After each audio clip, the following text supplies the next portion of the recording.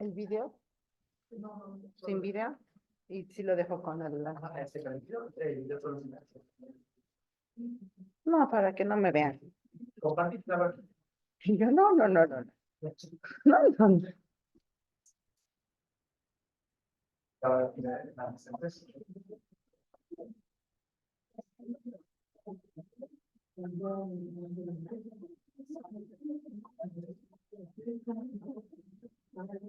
No, se ve muy bien.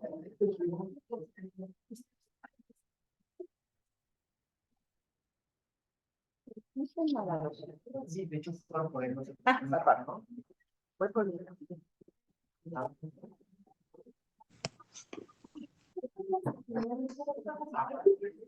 Ya me dejó. Ya me dejó entrar.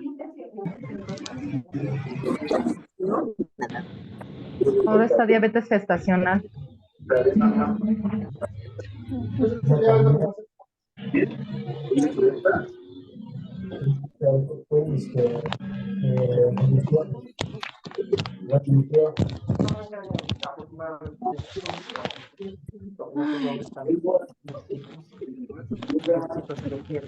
Los ayotzinapos Te rompiendo digo. todo. Siempre estuvieron en los Esa debe brazos. ser el papureta. Tu amor. Ahí sale un ¿No tienes Marías ahí? ¿cómo se llamaba? Que hasta el Ahorita gobierno preparó. No, María, sí, regálame. Ya que ya no está mi todavía canelita. no llego a las líneas de tiempo. Las metía a la bolsa, pero la única que encontré fue esa. Ya que ya no está mi canelita. Tan rica. ¿Cómo descifran los jeroglíficos de los compañeros? Ah, no, Los sí está. descifras. Luego sus Ya pinches me estaba letras. así. Me va a salir Está bien cabrón, plano. ¿verdad? Un ejemplo, este es de Daniel. Bueno, este ya el puentecito ya está hecho.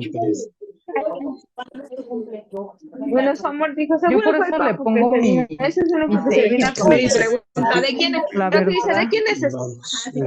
Es comida, ajá. Ah, bueno, sí me lo como, dice.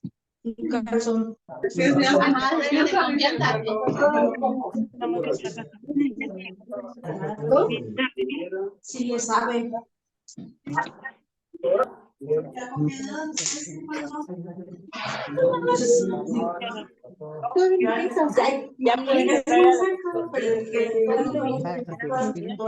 Pero se tardaron un buen que porque empezó a la Un ejemplo, este es de Flor, pero este es de Carolina. Pónganme atención, no se duerman.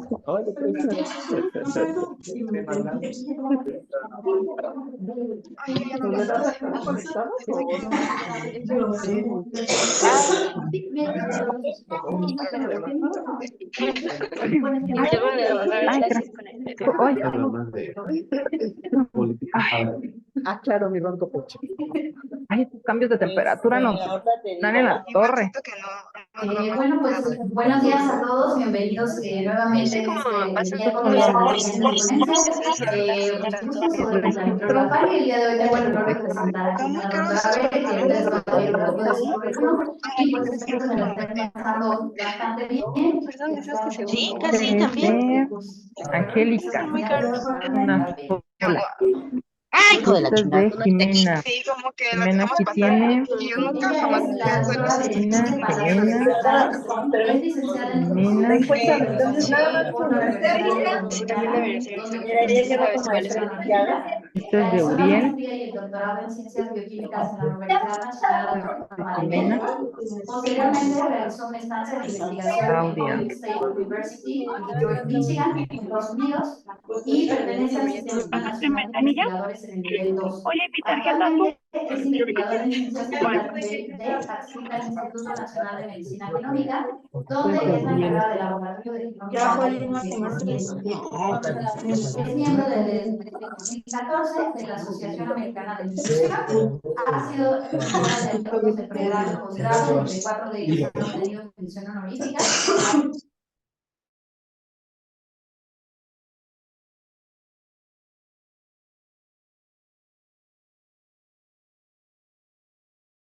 Pregrado y posgrado.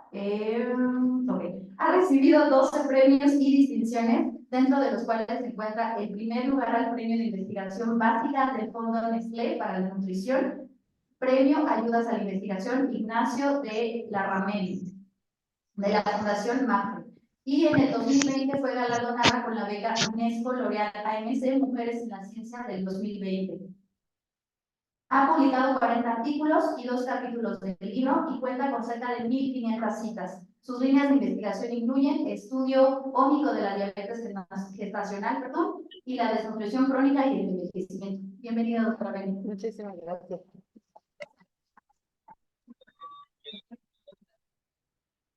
Bueno, pues muchísimas gracias a los que están presentes el día de hoy. Yo los visito desde el sur de la Ciudad de México, entonces fue una aventura bastante interesante en el tráfico.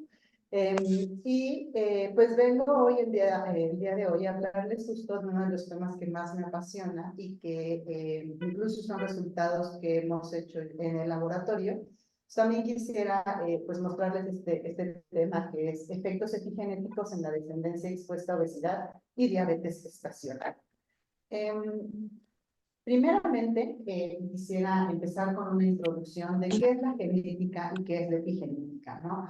Porque de repente nos confundimos y pensamos que es lo mismo, sin embargo, esto no es lo mismo. Cuando hablamos de la genética, de acuerdo con la RAE, proviene del latín geneticus, relativo al origen y derivado del latín génesis. Y si nosotros hablamos de genética, pues es la rama de la biología que trata de la herencia y de lo relacionado a ella.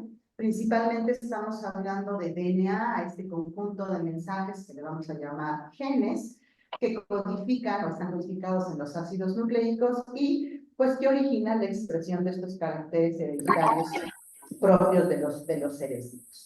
¿Y qué es la epigenética? La epigenética es toda variación de la actividad genética sin cambio alguno en la secuencia del DNA. Y eso es algo bien importante. La genética estudia todos los cambios en el DNA. Entonces, seguramente han escuchado todo lo que son las variantes genéticas, antes llamados polimorfismos. Actualmente también tenemos, por ejemplo, variantes en el número de copias o mutaciones, ¿no? Que estas son, si ustedes se dan cuenta, alteran la secuencia del DNA. En el caso de la epigenética, es toda variación de la actividad genética sin cambio alguno en esta secuencia del DNA. De hecho, aquí les pongo una, no se alcanza a ver, probablemente los que nos están viendo por Zoom sí lo ven mucho mejor, pero voy a tratárselos de leer para los que están aquí presencial. Immanuel Steller es como el padre de la epigenética. De hecho, su principal línea de investigación es cáncer, y la epigenética se ha estudiado mucho, de hecho, en cáncer. Y él lo define, esta es la definición romántica, por supuesto, de la epigenética, como lo que está por encima de la genética y regula nuestros genes. Si el genoma es el libro de la vida, el epigenoma es la ortografía y la gramática. Si los genes fuesen palabras sueltas, la epigenética representa los puntos, comas y demás signos de ortografía que nos permiten entender la secuencia. Es decir, no es la secuencia en sí, sino es toda esta parte ortográfica, y que justo el ejemplo que les pongo aquí abajo es simplemente el cambio en un acento. Si ustedes se dan cuenta, las dos palabras, en una dice bebé y en la otra dice bebé, ¿no? Y ese acento, solo ese acento, cambia la definición y cambia todo de lo que nos estamos refiriendo. Lo mismo, no es lo mismo decir róbalo, que es un pescado, a róbalo, que es una acción que no nos gustaría presenciar, ¿no? O lo mismo, no es lo mismo decir, por ejemplo, él es un mendigo, porque cuando hablamos de un mendigo es alguien que está mendigando, ¿no? A decir es un mendigo, ¿no? Y el mendigo, pues no es alguien que está mendigando, sino es un dolor de cabeza, ¿no? Y si se dieron cuenta, lo único que hice aquí fue cambiar un acento o poner un acento. Es lo mismo que da en un libro cuando uno comienza a leer. Yo recuerdo mucho que me decía mi papá, que es un ávido lector, me decía, bueno, tú tienes que aprender a leer con las puntuaciones y las comas, y los puntos y comas, y esos espacios, o esas, un punto y aparte, son justo estos espacios que nos están dando para tomar aire, para interpretar incluso una frase, ¿no? Entonces, eso es de epigenética. Si se dan cuenta, no estoy cambiando la secuencia, no estoy cambiando nada de esa palabra, simplemente estoy poniendo pequeñas modificaciones. Y si nos referimos a esas pequeñas modificaciones, existen 3 tipos de modificaciones epigenéticas que se han estudiado y recientemente han cobrado gran importancia en la nutrición. Una de ellas son las modificaciones covalentes de histonas, otra es la metilación del DNA y otros son lo que llamamos RNAs codificantes. Para esta sesión, aunque voy a hablarles de las modificaciones covalentes de histonas muy brevemente, de los RNAs codificantes en esta ocasión no los voy a tratar, pero sí les voy a hablar de lo que es la metilación del DNA. Y algo importante justo de estas modificaciones epigenéticas es que antes se pensaba que solo ocurrían en el desarrollo temprano o tardío, y que eran realmente estáticas y estables, ¿no? Entonces, uno decía, pues epigenéticamente ya tengo esta modificación o tengo esta metilación en estos genes, y quizá algunos de ellos sí se regulan por metilación, no se vuelven a desmetilar, pero habrá otros que justo por los hábitos de alimentación, por la actividad física, incluso nuestra higiene del sueño, afecta estos patrones de metilación. Entonces, no todo está perdido, porque también muchos de estos genes pueden ser modificados a posteriori, ¿no? Y hay ventanas importantes para modificaciones epigenéticas. Una de ellas, que es la que vengo a hablarles el día de hoy, pues es el embarazo, pero otra también es la lactancia, los primeros o los famosos 1000 días, que es desde el embarazo o desde la gestación hasta los 2 primeros años de vida. Y el otro gran evento epigenético es la adolescencia, ¿no? Es donde se vuelve a abrir esa ventana epigenética, donde tenemos otra ventana de oportunidad. Entonces, bueno, como les comentaba, aunque es muy breve lo que voy a comentarles de las modificaciones covalentes de histonas, ustedes deben de saber que este DNA se encuentra enrollado en unas proteínas llamadas histonas, y de esa manera esos 2 metros de DNA que tenemos en cada una de nuestras células es compactado para que quepa en 0.06 milímetros, es decir, 6 micras, que es el tamaño de una alfiler. Entonces, de la puntita de una alfiler. La manera en la cual se compacta es gracias a estas proteínas y justo se vería como de esta manera, o sea, para los que están aquí presencial, se vería así compactado, y en este estado le llamamos heterocromatina, es decir, es un estado donde los genes no se pueden expresar, no se expresan estos genes. Sin embargo, cuando se encuentra en forma de eucromatina, es decir, en esta forma, se encuentra linearizado y de esta manera podemos entonces expresar los genes. Y la pregunta aquí del millón, no traigo mi pasillo, es justo cómo se ve enredado todo este DNA, y que cuando ustedes modifican o acetilan, es una modificación covalente, a una de estas colitas de las histonas, que son estas proteínas, cuando las acetilamos, lo que hacemos es cambiarle la carga. Entonces, ustedes recordarán, por todas estas leyes, ¿no? De las cargas, que sabemos que positivo con positivo se repele, pero positivo y negativo se atrae. Entonces, imagínense que justo están unidos estas proteínas para que de tal manera queden compactadas, y cuando uno le cambia la carga a esta histona, pues automáticamente se repele, ¿no? De esta manera pasamos de tener algo muy compacto como la heterocromatina a eucromatina. Y las enzimas encargadas de hacer esto, la acetilación, es decir, promover que se forme eucromatina, se llaman HAP, o acetil transferasas de acetilos a las histonas, y desacetilasas de histonas, que son las que se encargan de la desacetilación, y formar heterocromatina, es decir, apagar la expresión de genes. Pero como les decía, no nos vamos a meter mucho el día de hoy a estos. Sin embargo, en el que sí nos vamos a centrar mucho es en la metilación. ¿Cómo lo veo yo? La metilación no es estar hablando, y recordemos que estamos hablando de un proceso biológico. ¿Qué significa esto? Que no hay blanco y negro, ¿no? Aquí hay grises, aquí hay una regulación. Y yo lo veo como este ejemplo que pongo aquí de los ojos, y que justo si nosotros tuviéramos los ojos que pueden nosotros modular la intensidad de la luz, Podemos tener un foco completamente prendido, ¿no? Donde no tenemos, si se dan cuenta, ninguna metilación. Las metilaciones son justo estas esferitas que puse yo aquí en estos circulitos en rojo. Y que conforme vamos metilando este gen, es decir, conforme nosotros vamos haciendo esta metilación, si se dan cuenta, este foco se va apagando. Imagínense que de esto hablo cuando hablo de expresión génica, es decir, vamos a estar hablando de que en este caso este gen se está expresando, es decir, el gen que no está metilando, y conforme se comience a metilar, este gen pues se va a empezar a apagar, es decir, se va a silenciar la expresión de este gen. ¿Quiénes son las encargadas de hacer todo esto? Se llaman metiltransferasas. Tenemos a la DNA3A y a la 3B. No nos vamos a meter mucho en esto, pero son las encargadas principalmente y le llamamos metilación de nuevo. La metilación de nuevo justo es en el momento en el que se da la duplicación. Ustedes se pueden dar cuenta, tenemos la duplicación del DNA. Ustedes saben que acuérdense que este proceso de duplicación es un proceso semi-conservativo, es decir, una de las cadenas madres se conserva y la hija es nueva. Por lo tanto, la cadena madre, que es la cadena vieja, por así decirlo, ya venía metilada o hemimetilada, es decir, solo una cadena está metilada. Y lo que hacen las metiltransferasas de nuevo, la 3A y la 3C, es justo metilar a la cadena hija, ¿no? De tal manera que este proceso de que ambas cadenas se encuentren metiladas, pues se encargan estas metiltransferasas. Y la otra es pues justo metilarlas de nuevo, ¿no?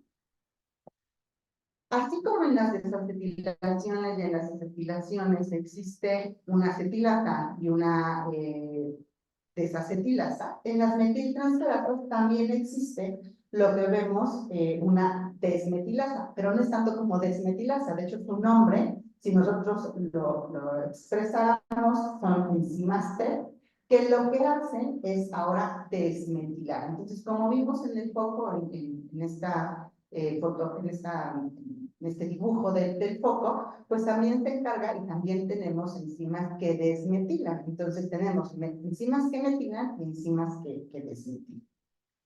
Y ahorita ustedes van a decir, bueno, ya se equivocó o sea, ya la pobre doctora ya se perdió y está hablándonos de abejas, ¿no? Y no es que me haya perdido, pero sí quiero contarles por qué la importancia de la metilación y la importancia de la alimentación justo en una etapa tan importante como es el inicio de la vida.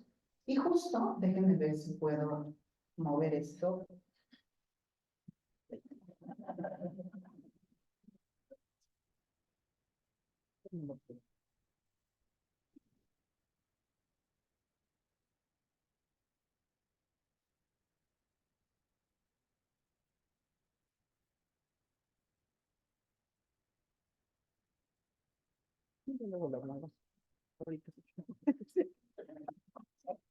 Entonces, lo que yo quiero contarles, y que quiero que ustedes se den cuenta, es que hay algo bien interesante, sobre todo con las abejas. Alguno de los que está presentes aquí sabe cuál es la diferencia entre la abeja reina y los zánganos. O sea, ¿cuál es la diferencia que existe entre ellos? ¿Alguien sabe? La abeja reina es para producir huevos. Así es. Para fecundar. Así es. ¿Y cómo diferenciamos y con qué se alimenta una abeja reina? Pues es nutrida por todas las abejas que van a traer polen y producción. Y ubican que hay algo que le llaman jalea real.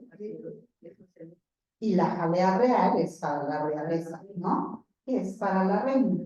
En cambio, los zánganos se alimentan de miel, ¿no? Pura miel. No es la jalea real. De hecho, en los mercados, yo me acuerdo mucho con mi abuelita, que todavía íbamos a comprar el panal en el mercado, y también te decían, y tenemos la jalea real. O sea, la miel que cura y la miel que no cura, ¿no? Es como el chile que pica y el chile que no pica. Lo mismo. Pero aquí, justo este chile que no pica o este chile que sí pica, que es la jalea real, va a hacer una gran diferencia en si esto se va a volver abeja reina o se va a ver como un zángano o una abeja normal. La diferencia radical, fíjense, una vez que se ponen las larvas, ¿no? En este panal, una vez que se ponen estas larvas, lo interesante es que todas las larvas son alimentadas. Los primeros 3 días con jalea verde. Todas las larvas, toda larva. Sin importar si va a ser la reina o sin importar si va a ser un zángano. Sin embargo, después de esos 3 días, solo la abeja que va a ser la reina, y que es, ojo, además lo acaban de mencionar aquí en presencial, que es la única fértil de toda la colonia, o toda la colmena, sigue siendo alimentado con jalea real el resto de su vida, ¿no? Y las otras, que son hacer los zánganos, ¿no? Los trabajadores, que son hembras estériles, ¿no? Son las obreras, van a ser alimentadas con polen y con miel. ¿Qué vieron aquí? Algo muy bonito que como nutriólogos realmente debemos estar muy orgullosos. La alimentación hizo un cambio epigenético, ¿no? La alimentación hizo que, si ustedes se dan cuenta, la abeja reina es mucho más grande, de hecho se nota claramente quién es la abeja reina, y la abeja obrera o el zángano, pues son mucho más pequeñitas, ¿no? Son las que van a trabajar. ¿Qué cambio fue ese? Solamente cambia la alimentación en los primeros 3 días de jalea real, y todo el resto de la vida son jalea real la reina, y las obreras se les da pues polen y polen, ¿no? Y entonces ustedes dicen, pues ya bueno, ¿y cómo pasamos a las abejas, del embarazo de las abejas? Pues lo interesante aquí es que dentro de la jalea real, ¿no? Existe, más bien, no existe la presencia de un compuesto. Esto es bien interesante. La miel tiene un alto contenido, voy a señalarlo aquí para los que están en Zoom, tiene un alto contenido de ácido cumárico. Ese ácido cumárico resulta que incrementa la expresión, y se dieron cuenta de algo bien interesante, que incrementaba la expresión de esta DNM3. ¿Se acuerdan que yo les decía que estas DNM3 son las metiltransferatas que transfieren metilos, si se encargan de silenciar?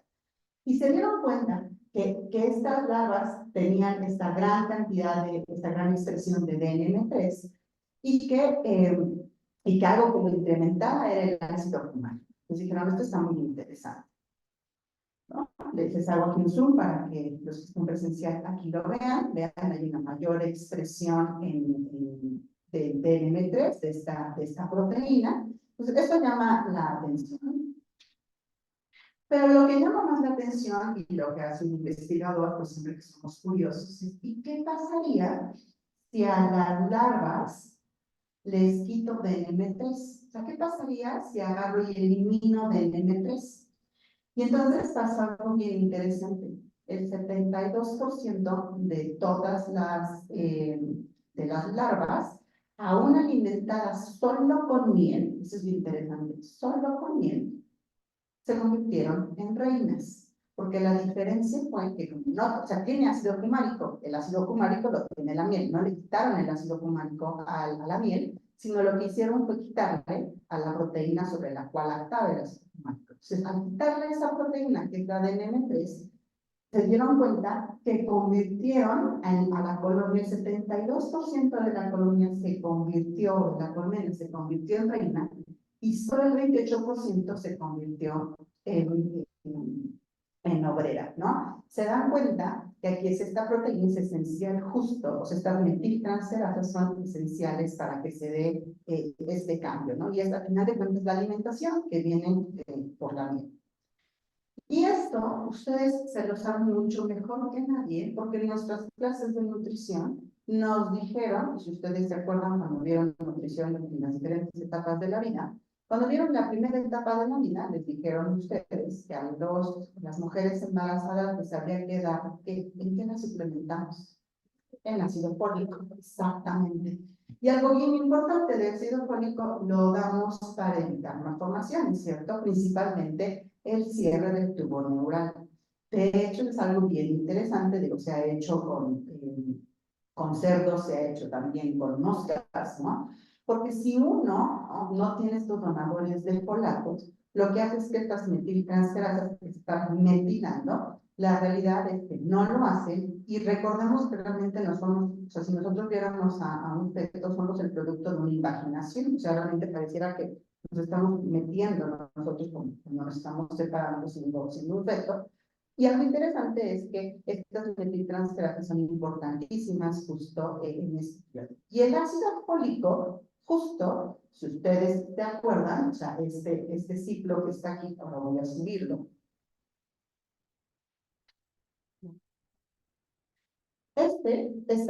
Este ácido fólico, ustedes dan aquí, se convierte en tetrahidrofolato, ¿no? Es lo que le llamamos el ciclo de los folatos. También es importante dar vitamina B12, ¿no? Porque si solamente damos ácido fólico y no vitamina B12 en una competencia. Pero lo interesante, lo que quiero que ustedes se lleven de aquí, es que justo este ciclo se conecta también con el ciclo de la metionina y nos va a dar el producto que está por aquí, que es lo que le llamamos SAM. Aquí. SAM, y ese SAM, si ustedes se dan cuenta, cuando se produce SAM, tenemos a nuestro sustrato, puede ser la proteína, fosfolípido, o en este caso, el ADN, y lo que vemos es que el SAM dona su grupo metilo y metila al ADN, ¿no? Entonces, los grupos folatos, o todo lo que es el ácido fólico, la vitamina B12, se consideran como donadores de grupo metilo. Entonces, a través de la dieta, si se dan cuenta, nosotros pues, podemos modificar estas dimensiones. Algo interesante que también